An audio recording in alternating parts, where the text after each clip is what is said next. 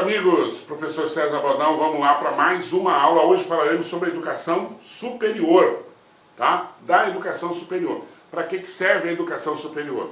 A educação básica tem a ver com a perspectiva de você ter os conhecimentos básicos para que você possa depois entrar no ensino superior, tá? Entrar na faculdade. E a faculdade é o local em que você não vai fazer o mesmo trabalho, pelo menos teoricamente.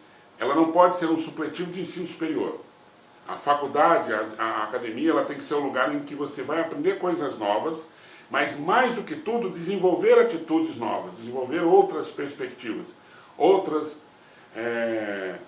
situações, tá? Então, o que acontece é que na educação superior você não pode querer que o professor vá lá no quadro o tempo todo e fique ensinando as coisas para você. Você tem que ter mais autonomia, você tem que criar ciência. A academia é para criar novas perspectivas, tá?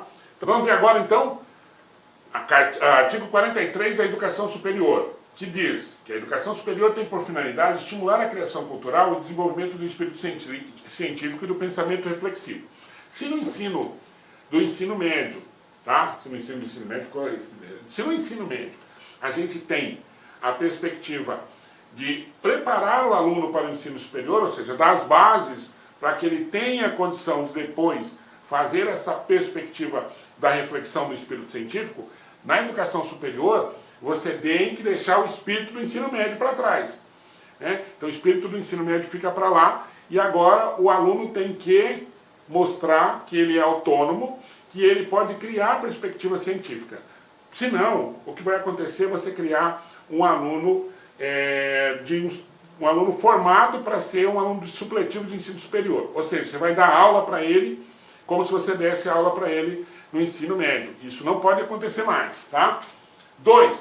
Formar diplomados nas diferentes áreas de conhecimento, aptos para a inserção em setores profissionais e para a participação no desenvolvimento da sociedade brasileira e colaborar na sua formação contínua. Ou seja, você vai formar pessoas diplomadas aptas a voltar para o mercado de trabalho e dar continuidade à engenharia ou à engrenagem social, já que a gente está numa perspectiva de um país funcionalista, né? Então, a engrenagem social, ele vai ter que voltar lá, capacitar as pessoas e ele próprio se autocapacitar para que essa roda, essa engrenagem sempre fique girando e não tenha nenhum problema, tá bom? Depois, incentivar o trabalho de pesquisa e investigação científica, visando ao desenvolvimento da ciência e da tecnologia, e da criação e difusão da cultura, e desse modo, desenvolver o entendimento do homem e do meio em que vive, ok? Então, nesse caso aqui, incentivar o trabalho de pesquisa e investigação científica é você fazer o papel que é próprio do ensino superior. O ensino superior, na academia, você tem que formar ciência, criar perspectivas. Então é menos aula teórica e mais autonomia do estudante. Então muita gente reclama porque não entende esta perspectiva da educação superior. Na educação superior, você não vai muito ao quadro como você vai lá no ensino médio, no ensino que nessa perspectiva da educação atual também tem que dar um pouco mais de autonomia para o aluno. Tá? Então a palavra autonomia é muito forte, principalmente na BNCC e no ensino médio, novo ensino médio que está chegando aí, tá bom? Vamos lá. 4. Promover a divulgação de conhecimentos culturais e científicos técnicos que constituem patrimônio da humanidade e comunicar o saber através do ensino de publicações ou de outras formas de comunicação. Então, fazer ciência, ensino superior, fazer ciência, publicar essa ciência, publicar esse ensino que você fez, essa ciência nova ou essa ciência que você está fazendo junto com o professor, orientador, você como aluno, tal, e publicar isso aí, mostrar, tá? Em feiras, em encontros, em feiras de iniciação científica, no SBPC, né, Sociedade Brasileira para o Progresso da Ciência, enfim, em qualquer lugar que você possa, em revistas, né, científicas autorizadas, que você possa divulgar o trabalho e esse trabalho ter um caráter científico. É assim que funciona a ciência. E isso, quando fala de patrimônio da humanidade, é isso ficar lá como um patrimônio para que as outras pessoas, ao fazerem outras perspectivas de ciência, tenham também disponível esse material para dar prosseguimento aos estudos que ele vai dar. Porque a ciência funciona assim. Você tem uma coisa que vai ser usada para formar outra, que vai ser usada para formar outra, que vai ser usada para formar outra. É assim que move, é isso que move a ciência no mundo. Tá? 5. Suscitar o desejo permanente de aperfeiçoamento cultural e profissional e possibilitar a correspondente concretização, integrando os conhecimentos que vão sendo adquiridos numa estrutura intelectual sistematizadora do conhecimento de cada geração, que a gente acabou de falar. Um conhecimento que vai sendo sistematizado, guardado e utilizado para a formação de novos conhecimentos, formação de novos cientistas, formação de ciência nova e formação de novas tecnologias. Né? 6. Estimular o conhecimento dos problemas do mundo presente, em particular os nacionais e regionais, prestar serviço especializado à comunidade e estabelecer com esta uma relação de reciprocidade. Significa verificar o que a sociedade precisa e a sociedade, por sua vez, também anunciar o que ela está ensejando. Essa relação de troca, porque a sociedade paga, ela paga através dos impostos, obviamente, a faculdade, a universidade, para que as pessoas estudem. E esta, por sua vez, deve voltar à sociedade e verificar o que ela está precisando e tentar ajudar. Não é isso que acontece, porque a nossa cultura não é muito disso, né? Mas é isso que deveria acontecer. É uma mão dupla. A universidade forma as suas pessoas para que voltar à sociedade e ajudar essa sociedade a se desenvolver. Tá? 7. Promover extensão aberta à participação da população, visando a difusão das conquistas e benefícios resultantes da criação cultural e da pesquisa científica e tecnológicas geradas na instituição. Então, a extensão universitária é muito importante e tem a ver com essa troca de informações, com essa troca de benefícios. Vou dar um exemplo. Você está num curso de letras, que é a minha área, curso de letras, curso de pedagogia, que é a minha área. E eu estou lá estudando e uma professora resolve fazer um projeto de extensão universitária, porque lá na região em que a faculdade está colocada, há muitos analfabetos. Então o que acontece? Ela vai fazer um projeto para qualificar os alunos, ao mesmo tempo que os alunos dão aula, eles estão estudando, eles estão colocando em prática os seus conhecimentos, e ao mesmo tempo ela está ajudando a população a ser alfabetizada. Isso é um curso de extensão, ou um curso de extensão de idiomas, ou um curso de extensão de culinária, ou alunos do curso de agronomia que vão fazer alguma coisa na fazenda e ajudar as pessoas a melhorarem a sua produtividade em relação aos estudos que estão acontecendo. Isso melhora a qualidade de vida das pessoas e aperfeiçoa o aluno que está fazendo determinado curso. Tá? Isso acontece também na odontologia, na medicina, etc. 8. Atuar em favor da universalização e do aprimoramento da educação básica mediante a formação e a capacitação de profissionais e a realização de pesquisas pedagógicas e o desenvolvimento de atividades de extensão que aproximem os dois níveis escolares. A gente acabou de falar isso aqui. Tá bom? Artigo 44 agora. Acabamos de ver o 43, da extensão universitária, da atuação da pessoa no nível superior. A educação superior abrangerá os seguintes cursos e programas. 1. Cursos sequenciais por campo de saber, de diferentes níveis de abrangência, abertos a candidatos que atendam aos requisitos estabelecidos pelas instituições de ensino, desde que tenham concluído o ensino médio ou equivalente. É aquele que você sai, né, da faculdade e vai fazer sai do ensino médio, desculpe, e vai fazer uma faculdade. Tá? Então você terminou o ensino médio, você vai fazer uma faculdade, passar por um sistema seletivo ou não, porque não é necessário se tiver vaga, né? E vai fazer a sua faculdade nos diferentes campos do saber. 2. De graduação aberto a candidatos que tenham concluído o ensino médio ou equivalente e tenham sido classificados em processo seletivo. Então esses dois aqui abrangem a saída do aluno do ensino médio para o ensino superior. Tá bom? Isso aí, básico, todo mundo sabe. 3. De pós-graduação, ou seja, pós-graduação, gente, não é só especialização. Pós-graduação é tudo que tem depois da graduação, seja em nível de especialização, mestrado, doutorado, pós-doutorado. Tá? De pós-graduação, compreendendo programas de mestrado, doutorado, cursos de especialização, aperfeiçoamento e outros, abertos a candidatos diplomados em cursos de graduação e que atendam às exigências das instituições de ensino. De extensão, esse aqui de extensão não precisa necessariamente ter o curso superior ou ensino médio. Aberto a candidatos que atendam aos requisitos estabelecidos em cada caso pelas instituições de ensino. Não necessariamente precisa ter o ensino médio. Tá? Eu vou dar um exemplo aqui de uma coisa que aconteceu na minha região.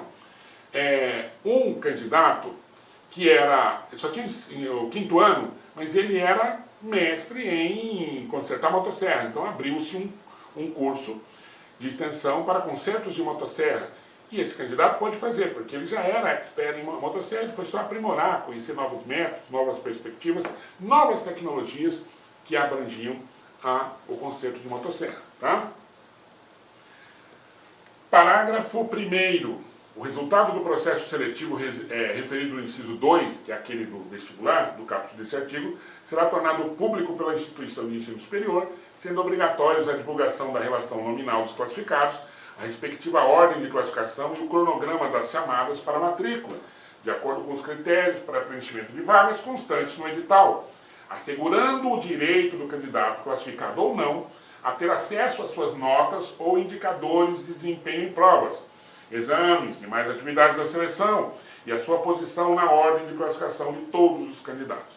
Tá? Então, assim, todo mundo sabe, saiu o resultado do vestibular, do processo seletivo, do Enem, você tem a ordem, a nota, em que lugar que você ficou e a possibilidade de recurso que você tem por lei, é um direito que você tem ao contraditório. Tá bom?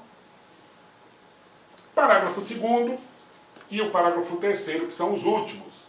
No caso de empate no processo seletivo, as instituições públicas de ensino superior darão prioridade de matrícula ao candidato que comprove ter renda familiar inferior a 10 salários mínimos ou de menor renda familiar, quando mais de um candidato preencher o critério inicial. Então, tá ali, ó. Não tem mais esse negócio de que idade, que muita gente acha que é idade. Não. O primeiro critério é renda, tá? Renda familiar. Se a renda familiar do outro for maior, ele vai esperar, o outro vai fazer, tá?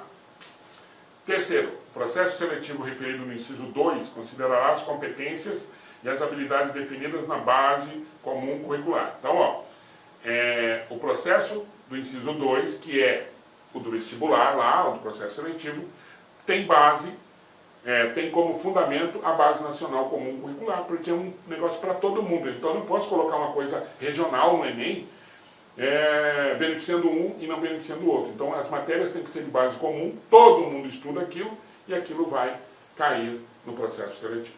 Ok?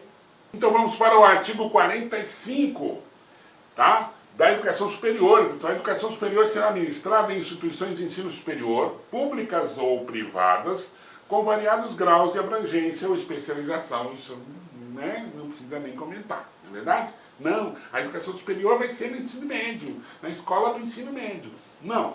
Mesmo que seja numa escola, por exemplo, de ensino médio, ela tem que ser num outro período, tá? E num outro período com autorização, tá? Com autorização, ok? A autorização e o reconhecimento de cursos, bem como o credenciamento de instituições de educação superior, terão prazos limitados, sendo renovados periodicamente após processo regular de avaliação. Então vai uma comissão primeiro para avaliar inicialmente se o curso tem condição de ser credenciado, tá? Tem condição de ser autorizado. Depois de um tempo, acho que 2 anos, volta a comissão lá para ver se tudo aquilo que foi feito no início, que foi dito pela instituição, que foi acordado ali naquele primeiro momento de autorização, foi de fato feito para que o credenciamento e a autorização sejam confirmados. E de tempos em tempos volta uma comissão para verificar se a faculdade está realmente funcionando, se tem realmente os livros na biblioteca, se de fato se nada foi prejudicado, se não tem nenhum problema, se não tem nenhuma denúncia, se não tem nada, para que a instituição continue a funcionar. Ok? Parágrafo 1º. Após um prazo para saneamento de deficiências eventualmente identificadas pela avaliação a que se refere esse artigo, haverá reavaliação que poderá resultar, conforme o caso, em desativação de cursos e habilitações e intervenções na instituição, em suspensão temporária de prerrogativas da autonomia ou em descredenciamento. Mas não é assim. Foi lá, tá errado, vamos descredenciar. Não. O governo, os conselhos estadual, enfim, o MEC, ele vai lá e verifica se tem algum problema. Entenda o problema, ele vai, tem esse problema. Vocês têm esse prazo para resolver. Depois volta lá naquele local, o pessoal volta naquele local para verificar se foi saneado o problema, e aí, em saneado o problema, a instituição está ok. Se não sanear o problema, aí tomam-se as devidas providências. Parágrafo 2º, no caso de instituição pública, o Poder Executivo responsável por sua manutenção acompanhará o processo de saneamento e fornecerá recursos adicionais necessários para a superação das deficiências. Então, o governo tem um problema, a instituição está sem dinheiro, o governo vai lá, precisa fazer algumas coisas, o governo vai lá e põe isso, pelo menos teoricamente, né? E para que aquele problema seja sanado. No caso da instituição privada, é a mantenedora que tem que fazer isso, tá bom? Parágrafo 3º, no caso de instituição privada, a gente já falou, é a mantenedora que vai fazer isso e, se não fizer, vai ser suspenso o trabalho. Quarto, é facultativo, ou é facultado ao Ministério da Educação, mediante procedimento específico e com aquiescência da instituição de ensino, com vistas a resguardar os interesses dos estudantes, comutar as penalidades previstas no artigo 1º e 3º desse artigo por outras medidas, desde que adequadas para a sua operação. O que a gente já falou, né? Dão prazo para melhorar, para que a instituição possa resolver o problema. Em não resolvendo, aí tomam-se as devidas medidas legais, tá bom? Parágrafo 5º. Para fins de regulação, o Estado e o Distrito Federal deverão adotar os critérios definidos pela União para autorização de funcionamento de cursos de graduação em medicina. Medicina tem uma perspectiva diferente. Não só medicina, mas os cursos de saúde em geral. Mas medicina especificamente, medicina vai tratar diretamente com o tratamento de pessoas. Então tem que ter toda a perspectiva legal de trabalhar nos laboratórios, né, de limpeza, de higiene, tá? Os laboratórios que mexem com pessoas lá, que hoje estão sendo substituídos por bonecos, né, também, etc. Tá bom? Artigo 47. Na educação superior, o ano letivo regular, independente do ano civil, tem no mínimo 200 dias de trabalhos acadêmicos efetivos, excluído o tempo reservado aos exames finais, quando houver. Um pouquinho diferente da educação do ensino fundamental, do ensino base, tá? Então, 200 dias, de trabalho acadêmico efetivo. 200 dias. Aí, os exames finais, etc., eles podem ser feitos em tempo extra, né? Então, 200 dias de trabalho, que não conta a avaliação. Agora, olha só. Muitas vezes as pessoas falam assim, mas como é que a universidade tem 3 semestres no ano? Né? Então, por quê? Quando tem greve, por exemplo, você tem que enxugar, você tem que terminar no prazo. Você tem que dar os 200 dias. Então, esses 200 dias vão fazer o quê? Vão encurtar as férias, os recessos, porque o recesso é necessário para você fazer algum ajuste, alguma coisa, né? E para a pessoa descansar também, porque ela vai trabalhar o semestre todo. Aí junta, aí coloca tudo num ano só, ou em um ano e pouco, fazem 3 semestres, tá? Para que o aluno não tenha prejuízo no seu tempo de formação, mesmo porque ele vai ter um prejuízo acadêmico, né? Isso aí é um prejuízo pedagógico, porque juntar tudo é complicado. Mas é assim que funciona. Parágrafo 1º.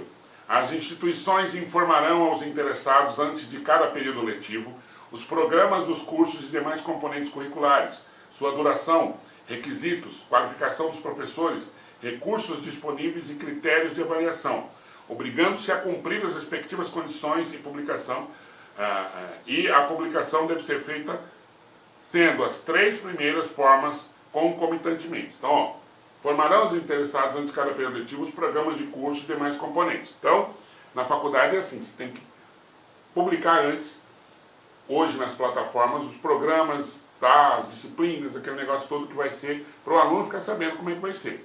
Tá? Sua duração, requisitos, qualificação dos professores, recursos disponíveis, tudo isso aí tem que estar na plataforma antes de começar o período, tá? O ano, ou o semestre, enfim, o período. Tá bom?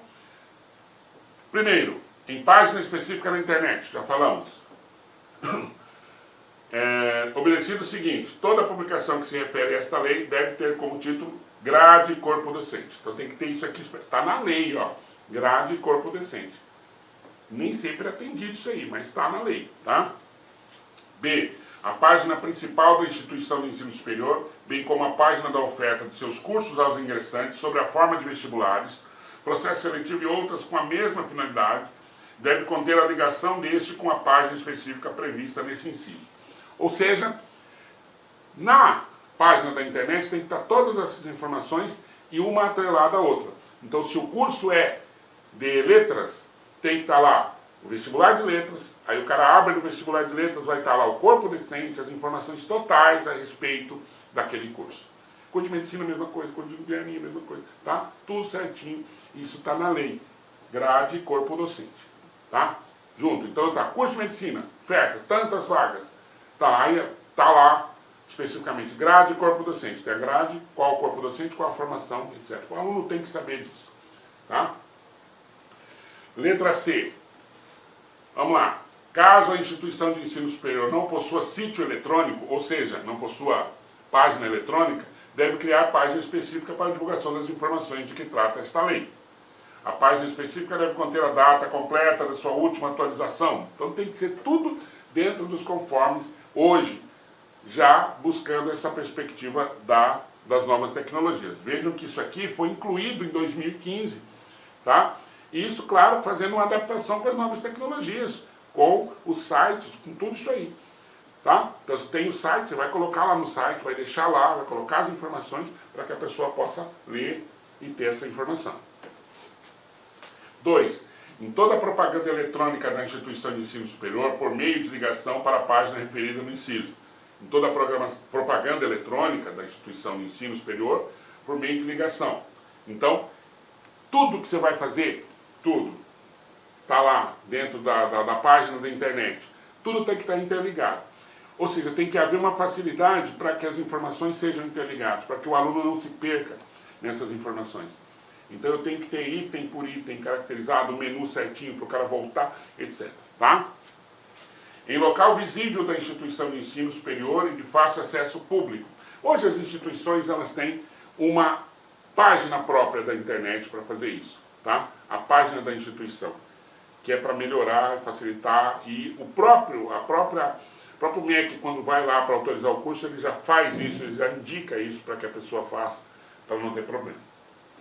Olha lá, deve ser atualizada semestralmente ou anualmente, de acordo com a duração das disciplinas de curso oferecido, observando o seguinte: caso o curso mantenha disciplinas com duração diferenciada, a publicação deve ser semestral.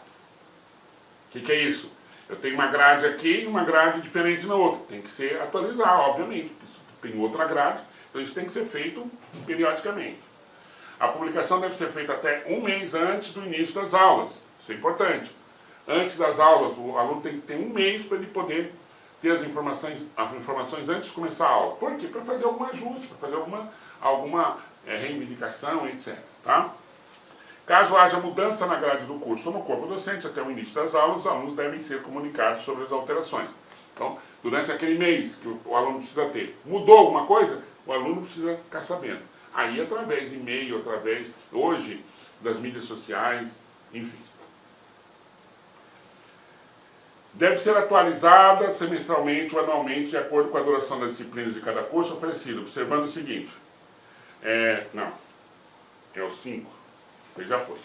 Deve conter as seguintes informações: lista de todos os cursos oferecidos, já falamos. Listas das disciplinas que compõem a grade, também já falamos, uma linkada com a outra. A identificação dos docentes que ministrarão as aulas em cada curso, disciplinas que efetivamente ministrará, já falamos, juntamente com o seu currículo, também já colocamos isso aí. Parágrafo 2º. Você vai falar assim, professor, é redundante. Sim, é redundante. As leis, elas são redundantes em estado específico. Então eu falo assim, tem que ter o currículo docente. Tem. Aí embaixo ele vai falar, tem que ter o currículo docente, isso. Ele vai especificar como que deve ser o currículo. Então você já sabe, está aqui. Parágrafo 2º. Os alunos que têm um extraordinário aproveitamento nos estudos, demonstrado por meio de provas e outros instrumentos de avaliação específicos, aplicados por banca examinadora especial, poderão ter abreviada a duração dos seus cursos de acordo com as normas dos sistemas de ensino. Isso é previsto em lei. Vamos supor que isso já acontecia, mas agora mais ainda com provas. Antigamente você analisava o currículo, agora você pode fazer uma prova. Se o cara não tiver o currículo, você pode fazer uma prova. Ele tem o notório saber daquilo que ele está falando. Vamos supor que você está fazendo um curso de letras com espanhol, certo? Letras em espanhol. Aí você tem um aluno estrangeiro que a língua maternal dele é o espanhol, a língua materna dele é o espanhol. Certo? O que ele faz? Ele pode requerer, olha, eu falo espanhol, eu já sou lá, eu quero fazer uma prova para saber se eu estou apto a não fazer essas disciplinas de espanhol, porque eu já sou formado, eu já fiz todo o ensino médio de espanhol. Então ele pode fazer. Mas isso não precisa ser só espanhol. Eu posso requerer uma prova de ensino específico de qualquer disciplina, e se eu passar naquela prova, é a mesma lógica do ensino básico lá. Tá? Abrevia, diminui o tempo de estudo, isso é bom.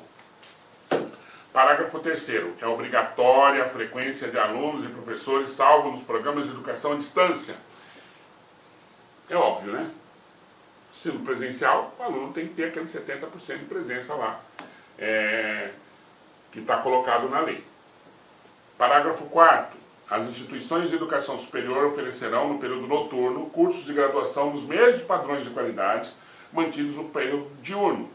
Olá, meus amigos! Inicialmente eu quero pedir licença para vocês, pois interrompi os seus estudos, mas essa videoaula aqui da Lá Concurso é uma videoaula demonstrativa para você conhecer a qualidade do nosso site, conhecer os nossos professores.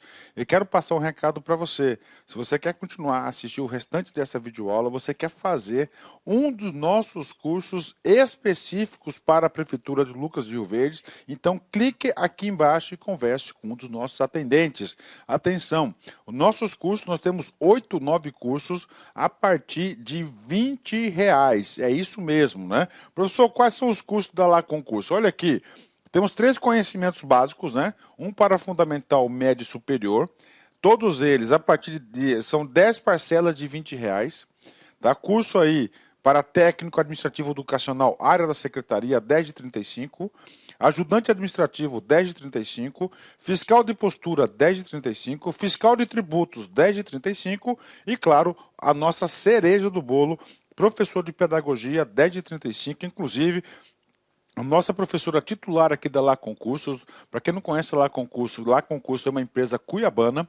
Nós estamos trazendo o quê? Estamos trazendo a professora Márcia Argil, lá do Rio de Janeiro. Ela chega dia 28 para gravar completaço o quê? A parte de conhecimentos específicos, que é a parte pedagógica.